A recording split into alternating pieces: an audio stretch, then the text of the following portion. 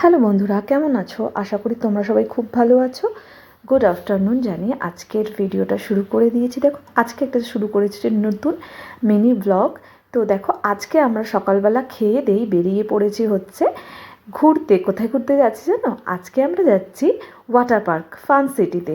ভোপালে রয়েছে, আমাদের বাড়ির খুবই কাছে।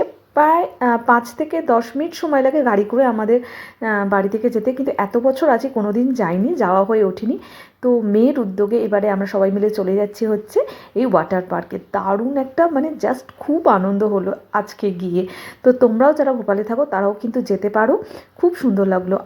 2-3 বার তো গেছি হচ্ছে আমাদের কলকাতায় যেটা ওয়াটার পার্ক রয়েছে এতে সল্ট লেকে, তো সেটাতে গেছিলাম। তো এটাতে আমরা ফার্স্ট টাইম গেলাম, দারুণ লাগলো আর এত মজা করেছি কি বলবো। তবে ওরা তো খুবই ছোটো, তা অনেক রাইড কিন্তু আমরা করতে পারিনি যাকে বলে। তবে হ্যাঁ, সব বাচ্চাদের কিন্তু ফুল টিকিট নিয়েছে। আমার ছেলে মাত্র 3 বছরের, কিন্তু ওরও কিন্তু ফুল টিকিট নিয়েছে।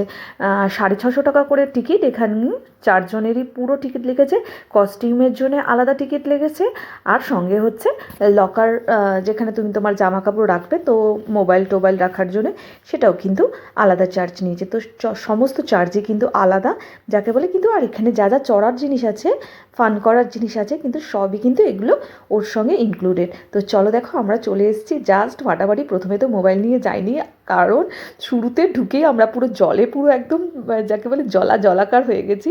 তো ওর বাবা ঠিকই বলেছিল, মোবাইল নিয়ে ভেতরে ঢুকতে প্রথমে বারণ করেছিল।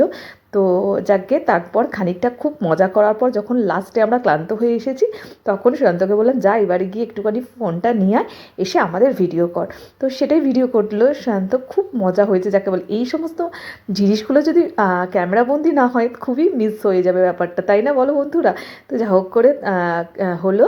তো অনেক কিছু রাইড করেছিলাম, সেটা তোমাদের সঙ্গে ওয়াটারে দেখাতে পারলাম না, কিন্তু প্রচুর জল ছিল, মোবাইল খারাপ হয়ে যাওয়ার সম্ভাবনা ছিল, তো সেই জন্যে।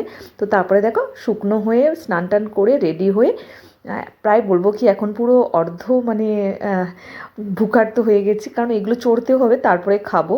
তো নাইলে তো এটা 6টার মধ্যে বন্ধ হয়ে যায়। তো সেই জন্যে, আর সত্যি কথা বলতে এখানে এলে কিন্তু আমাকে একদম সকাল থেকে এলেই সবচেয়ে ভালো হয়। তো আমাদের একটু আসতেও দেরি হয়ে গেছে জানো তো, বাচ্চাদের নিয়ে রেডি হতে একটু দেরি হয়ে যায়। তো 2-2:30 নাগাদ বেরিয়েছিলাম আমরা, তো পৌঁছে গেছিলাম তাড়াতাড়ি। তো তারপরে আমরা কিন্তু 6 o'clock পর্যন্ত এখানে ছিলাম। তো দেখো, একটার পর একটা রাইডিং করছে এখানে। এই যে ছোটো ছোটো বাচ্চাদের যেই রাইডিংগুলো, সেইগুলোই বেশিরভাগ করেছি, কারণ বড়োদেরগুলোতে তো এদেরকে নিয়ে চড়া সম্ভব নয়। তো সেই জন্য, তবে আমি নিজে নিজে কয়েকটা রাইড একা একা করেও ছিলাম সত্যি কথা বলতে। তো তারপরে তো ভুঁড়ি ভোজন করতে হবে, দারুণ খিদে পেয়ে গেছিলো। তারপরে চলে এলাম হচ্ছে পিৎজা খেতে ডমিনোজে। তো ওটা সবাই চিকেন পিৎজা অর্ডার করেছিল, আর সঙ্গে আমি একটা চিজ রাইস বোল অর্ডার করেছিলাম, তো সেটা খেলাম। দিয়ে খেয়ে দিয়ে বাড়ি চলে এলাম। এটাই হচ্ছে আজকের ব্লগ। কেমন হয়েছে অবশ্যই জানিও।